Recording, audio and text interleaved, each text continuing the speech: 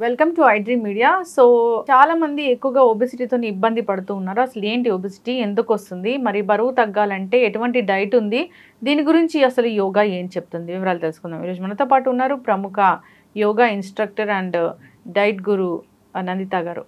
Madam నమస్తే. నమస్తే madam. So మీరు ఇటు డైట్ చెప్తారు, మీ దగ్గరికి ఎవరైనా వస్తే యోగా కూడా ఉంటుంది, ఏదైనా ఒక హెల్త్ ఇష్యూతోని. ఎస్. సో అయితే ఒబెసిటీ అనేది చాలా మందిని ఇబ్బంది పెడుతున్న సమస్య. నిజంగానే చిన్నపిల్లల్లో కూడా మనం ఇది ఎక్కువగా చూస్తూ ఉన్నాం. ఎందుకు బరువు పెరుగుతున్నారు, ఉబకాయం అనేది ఎందుకు ఇంతలా వస్తూ ఉంది? సో దీన్ని న్యాచురల్ వేస్లో కరెక్ట్ చేయడం అంటే ఎలాగా? సో ఫస్ట్ మనం ఒబేసిటీ గురించి మాట్లాడుకుంటే మెయిన్ వచ్చి లైఫ్ స్టైల్ చేంజెస్. సో మన పెద్దవాళ్ళు ఎక్కువగా హోల్ గ్రెయిన్ ఫుడ్స్, తృణధాన్యాలు ఎక్కువగా తీసుకునే వాళ్ళు, పని కూడా అలాగే చేసేవాళ్ళు. సో సిట్టింగ్ కాదు వాళ్ళది, ఏదో ఒక పని చేసేవాళ్ళు కాబట్టి వాళ్ళు ఫిట్గా ఉండేవాళ్ళు. మనకేంటంటే మనం తీసుకునేదంతా ఆల్మోస్ట్ రిఫైన్డ్ ఫుడ్ తీసుకుంటున్నాం. ఏదైనా సరే ఏ ఫుడ్ తీసుకున్నా రిఫైన్డ్ ఆయిల్ దగ్గర నుంచి మనం యూస్ చేసేది చాలా వరకు చాలామంది రిఫైన్డ్ ఆయిల్ యూస్ చేస్తున్నారు, రిఫైన్డ్ కార్బోహైడ్రేట్స్. వీటి వల్ల ఏంటంటే మనకి మన బాడీకి కావాల్సిన మంచి ఫైబర్ అనేది రాకుండా ఉంటుంది. మనకి మన బోవెల్ మూమెంట్ కరెక్ట్గా ఉండాలి అన్నా, మన వెయిట్ని కంట్రోల్ చేయాలన్నా మనకు ఫైబర్ అనేది మెయిన్ ఇంపార్టెంట్. సో ఆ ఫైబరు మనం తీసుకునే డైట్లో కరెక్ట్గా లేకపోతే, మనం ఎంత తింటామో, ఫిజికల్ ఎక్సర్సైజ్ ఏమీ లేకపోయినా, ఫిజికల్ యాక్టివిటీ అనేది ఏమీ లేకపోయినా, ప్రొలాంగ్ టైం ఎక్కువ సిట్టింగ్లో ఉన్న, హార్మోన్ ఇన్బ్యాలెన్స్ ఉన్న, వీటికంతా మెయిన్ ఏమవుతుందంటే ఫస్ట్ మనకు వచ్చేది వెయిట్ గెయిన్, ఒబేసిటీ. సో ఈ ఒబేసిటీ ఉన్నప్పుడు మనకి ఏమవుతుంది, మన హైట్కి మన వెయిట్ ఉండవలసిన దానికన్నా ఎక్కువగా ఉండడం వల్ల మన మెటబాలిజం అనేది తగ్గడం స్టార్ట్ అవుతుంది అనమాట. సో మెటబాలిజం అనేది తగ్గడం స్టార్ట్ అయితే ఒబేసిటీ అనేది way to many diseases. First diabetes, ఇప్పుడు చూస్తుంటే డయాబెటీస్ ఎక్కువ అవుతుంది. డయాబెటీస్ కానీ, కొలెస్ట్రాల్ లెవెల్స్ ఎక్కువగా ఉండడము, కార్డియోవాస్కులర్ డిసీజెస్, దీంతోపాటు పీసీఓడి కూడా మనకి వెయిట్ గెయిన్ ఎక్కువగా వచ్చే ఛాన్సెస్ ఉన్నాయి. దీంతోపాటు ఆర్థరైటిస్, 30 yearsకి చాలా మందికి ఆర్థరైటిస్ వచ్చేస్తుంది. ఇవన్నీ ఏంటంటే ఎక్సెస్ వెయిట్, మన హైట్కి మనం ఉండవలసిన వెయిట్ కన్నా ఎక్కువగా ఉండడం. సో బిఎంఐతో మనం కంపేర్ చేసుకుంటే 18 to 25 మధ్యలో ఉంటే మన హైట్కి మనము కరెక్ట్గా ఉన్నట్టు. సో 25 దాటితే ఓవర్ వెయిట్ అన్నట్టు. ఆ బిఎంఐ అనేది 30 వరకు వస్తే గ్రేడ్ 1 ఒబేస్గా మనము కన్సిడర్ చేయొచ్చు. సో ఒబేసిటీలో మెయిన్గా ఏమవుతుందంటే మన వెయిట్ పెరిగే కొద్దీ మన ఫ్యాట్ సెల్స్ అనేవి పెరుగుతూనే ఉంటాయి. సో ఒబేసిటీ ఉంటే ప్రతి ఒక్క డిసీజ్కి ఇంకొక వే లాంటిది అన్నమాట. సో మనం ఒబేసిటీని కంట్రోల్ చేసుకోవాలి. ఫస్ట్ మనం ఒబేసిటీ అనేది, మన ఓవర్ వెయిట్ని తగ్గించుకోవాలి అంటే ఫస్ట్ మనం చేయాల్సింది మన లైఫ్ స్టైల్ చేంజెస్. మనం తీసుకునే ఫుడ్ ఇంటేక్ ఎలా ఉందో ఫస్ట్ మనం కన్సిడర్ చేయాలి. కొంతమంది చెప్తూ ఉంటారు, ఇప్పుడు మనకు బయట ఆప్షన్స్ ఏమున్నాయంటే ఎక్కువ జంక్ ఫుడ్సే ఉన్నాయి ఆప్షన్స్. మనకు ఎక్కడ ఫర్ ఎగ్జాంపుల్ మనం ఒక రెస్టారెంట్కి వెళ్ళినా, ఒక మాల్కి వెళ్ళినా, ఏమన్నా ఆకలేసి తిందాం అనుకున్నా ఆప్షన్స్ అంటే హెల్దీ ఆప్షన్స్ లేవు. ఎక్కడికి వెళ్ళినా అంతా జంక్ ఫుడ్ ఆప్షన్సే ఉంటాయి మనకి. సో జంక్ అంటే ఏంటి, రిఫైన్డ్ కార్బోహైడ్రేట్, ఎక్కువ మైదా యూస్ చేస్తారు. మైదాలో ఏంటి, మనకు కావాల్సిన ఫైబర్ ఉండదు, న్యూట్రియంట్స్ అన్నీ ఉండవు, కాబట్టి మనకి బోవల్ మూమెంట్ కరెక్ట్గా ఉండదు. సో దాంతోపాటు ఎక్సర్సైజ్ సరిగా లేకపోవడం, వీటి వల్ల మనకేమవుతుంది, ఉండవలసిన దానికన్నా ఫ్యాట్ అనేది పర్టికులర్ పార్ట్స్లో డిపాజిట్ అయిపోతూ వస్తుంది అనమాట. సో ఫస్ట్ మనం మన ఫుడ్ హ్యాబిట్స్ అనేటివి చేంజ్ చేయాలి. సో కొంతమంది కూడా అంటూ ఉంటారు, మేము హోమ్ మేడ్ ఫుడ్డే తింటాం మ్యామ్, కానీ మేము లావ్ అయిపోతున్నాము, మేము బరువు తగ్గట్లేదు అని. ఒబేసిటీ మెయిన్ మన జీన్స్ని బట్టి కూడా ఉంటుంది. 50% ఛాన్సెస్ ఉంటాయి. మన పేరెంట్స్ ఎవరైనా ఒబేస్గా ఉండి, మదరు ఒబేస్గా ఉండి ప్రెగ్నెంట్ అయినప్పుడు పుట్టే బేబీకి 50 to 60% ఛాన్స్ ఉంటుంది ఒబేస్గా రావడానికి, అంటే ఒబేస్గా తయారవుతారు. అలాగే మన పేరెంట్స్ని బట్టి కూడా మనకి ఒబేసిటీ అనేది వచ్చే ఛాన్సెస్ ఉంటాయి. ఇంకా మెయిన్ రీజన్ వచ్చి ఫుడ్ హ్యాబిట్స్. మన లైఫ్ స్టైల్ కరెక్ట్గా లేకపోవడం, నిద్ర కరెక్ట్గా లేకపోవడం. సరిగా నిద్ర లేకపోతే మెటబాలిజం అనేది బాగా తగ్గుతుంది అనమాట. సో మెటబాలిజం బాగా తగ్గినప్పుడు ఆఫ్కోర్స్ మన ఫ్యాట్ అనేది డిపాజిట్ అవుతుంది, వెయిట్ గెయిన్ అనేది అవుతాము. కొంతమందికి జీన్స్, కొంతమందికి మెయిన్ అయితే ఇప్పుడు ఒబేస్గా ఎక్కువ రావడము ఫుడ్ హ్యాబిట్సే. అండ్ మన పేరెంట్స్ ఒబేస్గా ఉండి మనకు అది జీన్స్ వల్ల మనం ఒబేస్ అయినా సరే మన ఫుడ్ హ్యాబిట్స్ కరెక్ట్గా ఉండి మనము డైలీ ఫిజికల్ యాక్టివిటీ కరెక్ట్గా ఉంటే ఒబేసిటీని కంట్రోల్ చేయొచ్చు. సో మన పేరెంట్స్కి ఉన్నా సరే, అది మనకు వచ్చినా సరే, మనం కంట్రోల్ చేసుకోవడానికి that is in our hand, మన హ్యాండ్లో ఉంటుంది కాబట్టి మనం కంట్రోల్ చేసుకోవచ్చు.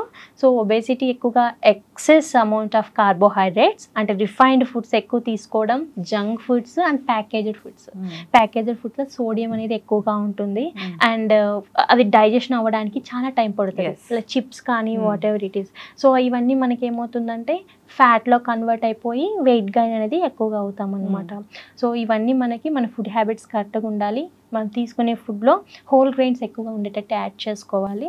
అండ్ ఎస్పెషలీ మనకైతే బ్రేక్ఫాస్ట్ నుంచి డిన్నర్ వరకు కార్బోహైడ్రేట్ రిచ్ ఫుడ్సే ఉంటాయి. సో దోశ కానీ ఇడ్లీ కానీ, దోశ ఇడ్లీ మనకి కొద్దిగా దాల్ యాడ్ చేసినా సరే, ఫెర్మెంటెడ్ అయినా సరే, ఎక్సైజ్ అమౌంట్ అంటే తీసుకొని మనము ఎక్సైజ్ చేయకుండా బ్రేక్ఫాస్ట్ తిని తర్వాత లంచ్కి 2-3 hours గ్యాప్ ఉంటుంది. సో అట్లీస్ట్ సిట్టింగ్ జాబ్లో ఉన్న వాళ్ళు కూడా 1 hourకి ఒకసారి 10 minutes నడవచ్చు. అలా నడిస్తే మెటబాలిజం కూడా ఫాస్ట్ అవుతుంది. ఇంకొకటి ఏంటంటే main gut issues, acidic body ఉన్న వాళ్ళు, ఎక్సైజ్ అమౌంట్ ఆఫ్ ఎసిడిటీ ఉన్నప్పుడు మనకి న్యూట్రియంట్ అబ్జర్ప్షన్ తగ్గుతుంది కాబట్టి వెయిట్ లాస్ అవ్వడం కష్టం అవుతుంది. సో ఎసిడిటీ బాడీ ఉన్న వాళ్ళు ఫస్ట్ మన అసిడిక్ లెవెల్స్ని కంట్రోల్ చేసుకోవాలి. అసిడిక్ లెవెల్స్ కంట్రోల్ చేయాలంటే ఫుడ్ మాత్రమే ఎక్కువగా పనిచేస్తుంది. ఎందుకంటే మనం ఏ టాబ్లెట్ తీసుకున్నా టెంపరీ రిలీఫ్ ఉంటుంది, పర్మనెంట్ రిలీఫ్ అనేది ఉండదు ఎసిడిటీ నుంచి. సో ఎసిడిటీ వల్ల మనకి ఏమవుతుంది, న్యూట్రియం అబ్జర్ప్షన్ మొత్తం తగ్గిపోతుంది, గట్ హెల్త్ తగ్గిపోతుంది. ఏంటి మన గట్లో ఉండే మైక్రోబ్యాక్టీరియా, గుడ్ మైక్రోబ్యాక్టీరియా తగ్గిపోతూ ఉంటుంది అనమాట. సో ఇది ఫస్ట్ ఎసిడిటీని కంట్రోల్ చేసుకోవాలి. ఎసిడిటీ కంట్రోల్ చేసుకోవాలంటే మనం తీసుకునే ఫుడ్లో ఎక్కువగా కూలింగ్ ప్రాపర్టీస్ ఇచ్చే ఫుడ్స్ని తీసుకోవచ్చు. ఫెర్మెంటెడ్ ఫుడ్స్ బాగా పనిచేస్తాయి. ఫెర్మెంటెడ్ ఫుడ్ వల్ల మనకి ఎసిడిటీ అనేది నేచురల్గా తగ్గుతుంది. ప్లస్ మన గట్ హెల్త్ అనేది ఇంప్రూవ్ అవుతుంది. ప్రీబయోటిక్స్ అండ్ ప్రోబయోటిక్ బాగా పనిచేస్తాయి ఫెర్మెంటెడ్ ఫుడ్. ఇడ్లీ దోశ కూడా ఫెర్మెంటెడే, బట్ కంపేర్ టు దట్ మనము we can switch to fermented రాగి జావా, అలా కూడా మనం తీసుకోవచ్చు. అది చాలా లైట్ ఫుడ్ ఉంటుంది, హెల్దీ ఉంటుంది, క్యాలరీస్ కూడా తక్కువ వస్తాయి, వెయిట్ లాస్కి బాగుంటుంది, ఎసిడిటీ కూడా తగ్గుతుంది అనమాట. సో ఫస్ట్ వెయిట్ లాస్, మనం వెయిట్ గెయిన్ ఉన్నాము, వెయిట్ లాస్ అవ్వాలి అన్నప్పుడు మన డైటరీ హ్యాబిట్స్ చేంజ్ చేసుకోవాలి. అండ్ 1 monthలో 7 to 8 kgs తగ్గడం అనేది ఇంపాసిబుల్. ఒక హెల్దీ వేలో మీ బాడీకి కావాల్సిన ఆల్ న్యూట్రియంట్స్ మీరు ఇస్తూ వెయిట్ లాస్ అవ్వాలి అనుకున్నప్పుడు మీకు 7 to 8 kgs అనేది అవ్వదు ఒక హెల్దీ వేలో. సో దాన్ని ఫ్యాట్ డైట్స్ అంటారు. ఫ్యాట్ డైట్స్ అంటే ఏంటంటే మనకు కావాల్సిన న్యూట్రియంట్స్ కరెక్ట్గా తీసుకోకుండా కంప్లీట్గా కార్బోహైడ్రేట్ అవాయిడ్ చేయడం, లేకపోతే కంప్లీట్గా ప్రోటీన్ తీసుకోవడం, దట్ ఈస్ నాట్ హెల్దీ. ఎందుకంటే మనం కంప్లీట్గా కార్బోహైడ్రేట్, నేను లావ్ అయిపోతున్నాను, నేను బరువు తగ్గాలి అని కంప్లీట్గా కార్బోహైడ్రేట్ కంప్లీట్గా అవాయిడ్ చేస్తే ఏమవుతుందంటే మనకి ఆఫ్ కోర్స్ వెయిట్ లాస్ అనేది ఉంటుంది, కానీ సైడ్ ఎఫెక్ట్స్ అనేవి ఉంటాయి.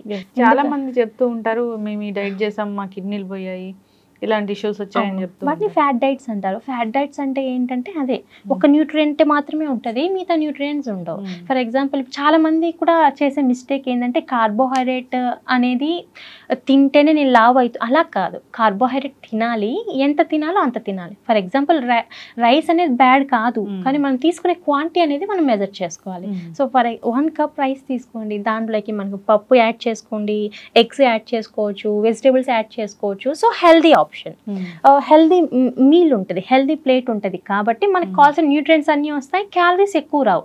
సో ఎందుకంటే వెజిటేబుల్స్ తింటే అఫ్ కోర్స్ మనకు ఫుల్నెస్ వస్తుంది. ఫుల్నెస్ వచ్చినప్పుడు మనం రైస్ కూడా, కార్బోహైడ్రేట్ కూడా ఎక్కువ తీసుకోలేము. సో అలా మెయింటైన్ చేయాలి. బ్యాలెన్స్డ్ డైట్ మెయింటైన్ చేయాలి. ఒబేస్గా ఉన్న వాళ్ళు ఎక్సర్సైజ్ డెఫినెట్లీ చేయాలి. ఎక్సర్సైజ్ కుదరని at least walking and yoga asanas బాగా పనిచేస్తాయి. ఎందుకంటే యోగా అండ్ డైట్ కరెక్ట్గా చేయడం వల్ల మనకి హెల్దీ వేలో 4 to 5 kgs వరకు తగ్గచ్చు. ఎందుకంటే మనము వెయిట్ లాస్లో ఉన్నప్పుడు, వెయిట్ లాస్ జర్నీ చేసేటప్పుడు ఓన్లీ మనం తీసుకునే క్యాలరీ నుంచి 500 calories మాత్రమే కట్ డౌన్ చేయాలి. ఎక్కువగా కట్ డౌన్ చేయకూడదు. అండ్ ఎంటీ స్టొమక్తో నిద్ర లేచిన తర్వాత ఎక్సర్సైజ్ చేయడం వల్ల ఏమవుతుంది, మన స్టొమక్ ఎంటీగా ఉంటుంది కదా, ఎంటీగా ఉన్న తర్వాత మనము మార్నింగ్ ఎక్సర్సైజ్ చేయడము, యోగా చేయడం వల్ల ఏంటంటే మన బాడీ ఆల్రెడీ స్టోర్డ్ ఫ్యాట్ని ఎనర్జీగా కన్వర్ట్ చేస్తుంది. కాబట్టి వెయిట్ లాస్ బాగుంటుంది, ఫ్యాట్ లాస్ కూడా బాగుంటుంది. ఇలా సో ఎవరైతే ఒబేస్తో సఫర్ అవుతున్నారో, ఓవర్ వెయిట్తో సఫర్ అవుతున్నారో, ఈ ఒబేసిటీ అనేది చాలా డిసీజ్కి వే కాబట్టి, ఇంక్లూడింగ్ డయాబెటీస్, PCOS, PCOD, వీటికంతా ఒక వే లాంటిది. కాబట్టి ఫస్ట్ వెయిట్ని కంట్రోల్ చేసుకోవాలి. వెయిట్ని కంట్రోల్ చేసుకోవాలంటే ఫుడ్ ఇంపార్టెంట్. నో మ్యాటర్ మనం ఏ ఎక్సర్సైజ్ చేస్తున్నామో 80% డిపెండ్ ఆన్ ద ఫుడ్. మనం ఏం తీసుకుంటున్నామో దాన్ని బేస్ చేసుకుని వెయిట్ లాస్ ఉంటుంది. కాబట్టి మీకు దగ్గరలో ఉన్న డైటీషియన్ని కన్సల్ట్ అవ్వండి. ఏదైనా హాస్పిటల్స్లో డైటీషియన్స్ ఉంటారు, వాళ్ళకు స్పెషలైజేషన్ ఉంటుంది. మాస్టర్స్ కానీ ఒక మంచి క్వాలిఫికేషన్, ఒక హైలీ ప్రొఫెషనల్స్ ఉంటారనమాట. ఎందుకు చెప్తున్నానంటే ఇప్పుడు న్యూట్రిషనిస్ట్, డైటీషియన్ ఇలా చాలా మంది న్యూట్రిషనిస్ట్ ఆన్లైన్లో ఎక్కువైపోయారు. అసలు చిన్న చిన్న క్రాష్ కోర్సులు చేసి సో అది ఇన్స్టాగ్రామ్స్ లో అలా సెలబ్రిటీ అయిపోయిన వాళ్ళని కూడా మనం చూస్తూ చాలా మంది. సో ఆ విధంగా డైట్స్ చేసి చాలా రకాల హెల్త్ ఇష్యూస్ కూడా వస్తాయి. హెల్త్ ఇష్యూస్ వస్తాయి. ఏంటంటే ఒకేసారి మనం ఒబేస్ గా ఉండి వెయిట్ లాస్ అంటే ఫస్ట్ మంత్ లో వెయిట్ లాస్ ఎవరైనా అవుతారు. ఎందుకంటే వాటర్ వెయిటేజ్ తగ్గుతుంది. కార్బోహైడ్రేట్ తగ్గించినప్పుడు డెఫినెట్లీ వెయిట్ లాస్ అనేది ఉంటుంది. వాటర్ అనేది పోతుంది కదా, సో వెయిట్ లాస్ ఉంటుంది. అలా కాకుండా బ్యాలెన్స్డ్ డైట్, మీరు ఒక డైటీషియన్ అంటే ఒక క్వాలిఫైడ్ వాళ్ళు. నేను ఇంకొక ఆశ్చర్యకరమైన విషయం ఏంటంటే మేడం, సో నేను ఒక డైటీషియన్ చూసాను, ఆవిడే చాలా లావుగా ఉన్నారు. సో ఆవిడే ఇంకా నేను ఒబెసిటీని తగ్గిస్తాను అన్నట్లు ఇన్స్టాగ్రామ్లో చాలా పోస్టులు పెట్టారు. అంటే లావుగా ఉండడం అనేది అది హెల్తీగా ఉండడం అది వేరు, కానీ వాళ్ళే మేము డైటీషియన్స్, మేము క్రాష్ కోర్స్ చేసాము, మేము తగ్గిస్తాము అనడము, మళ్ళీ వాళ్ళ దగ్గరికి వెళ్ళిన వాళ్ళ కిడ్నీలు పాడవడం ఇలాంటివి చాలా ఉన్నాయి. సో జాగ్రత్తగా సెలెక్ట్ చేసుకోవాలి. ఒక క్వాలిఫైడ్, మనం డాక్టర్ దగ్గరికి వెళ్తాం, ఎంబీబీఎస్ చేసిన వాళ్ళ దగ్గరికి వెళ్తాం, ఎండీ చేసిన వాళ్ళకి వెళ్తాం, హాస్పిటల్స్లో. ఇప్పుడు మనం ఒక హాస్పిటల్కి వెళ్ళాము, ఒక డైటరీ డిపార్ట్మెంట్ ఉంటుంది. ఆ డైటరీ డిపార్ట్మెంట్లో ఒక 20 మెంబర్స్ డైటీషియన్స్ ఉంటారు. For example any big hospitals 20 members dietitians ఉంటారు. మళ్ళీ కిచెన్లో వర్క్ చేయడానికి 30. అంటే ఒక హాస్పిటల్ డైటరీ డిపార్ట్మెంట్కి 50 మెంబర్స్ దాకా అలాట్ చేస్తుంది. అంటే ఇంపార్టెన్స్ ఆ డైట్ మనకి డిసీజ్ మేనేజ్మెంట్లో మన ఎనీథింగ్, వెయిట్ లాస్ కానీ, వెయిట్ గెయిన్ కానీ, లేకపోతే పీసీఓడి, ఆ డైట్ ఇంపార్టెంట్ మనం చూసుకోవచ్చు. ఏది బిగ్ హాస్పిటల్స్కి వెళ్తే ఇంతమంది వర్క్ చేస్తారు. ఒక పేషెంట్ని మనము డిశ్చార్జ్ చేసేటప్పుడు ఒక హెల్దీగా పంపడానికి డైట్ రోల్ అలా ఉంటుంది అనమాట. సో ఇప్పుడు చాలా సర్టిఫైడ్ కోర్సెస్ వచ్చాయి న్యూట్రిషనిస్ట్గా. అలాగా డైటీషియన్స్ అంటే ఏంటంటే ఒక మాస్టర్స్ చేస్తారు, హ్యూమన్ అనాటమీ చదువుతారు, ఫిజియాలజీ చదువుతారు, దీంతో పాటు చాలా సబ్జెక్టులు వస్తాయి, సైకాలజీ వస్తుంది, న్యూట్రిషన్ డెప్త్ ఉంటుంది, బయోకెమిస్ట్రీ ఉంటుంది. సో ఇవన్నీ ఒక సెల్ గురించి మనం చదివితే కానీ మన బాడీ మనం ఏం తింటే మనకు మన డిసీజ్ కండిషన్కి, మన హెల్త్ కండిషన్కి మనం ఏం తింటే సెట్ అవుతుంది అని తెలుసుకోవాలి అంటే మన బాడీకి తగ్గట్టు మనకి డైట్ ప్లాన్ అనేది కావాలంటే ఒక డైటీషియన్ని కన్సల్ట్ అవ్వడమే బెటర్. అదే సర్టిఫైడ్ అంటే మీరు ఎవరినైనా కలిసినా సరే వాళ్ళ క్వాలిఫికేషన్ చూడాలి, ఏం చదువుకున్నారు. మాస్టర్స్ అంటే మళ్ళీ స్టడీస్ అయిన తర్వాత 6 months ఇంటర్న్షిప్ హాస్పిటల్స్లో ఉంటుంది.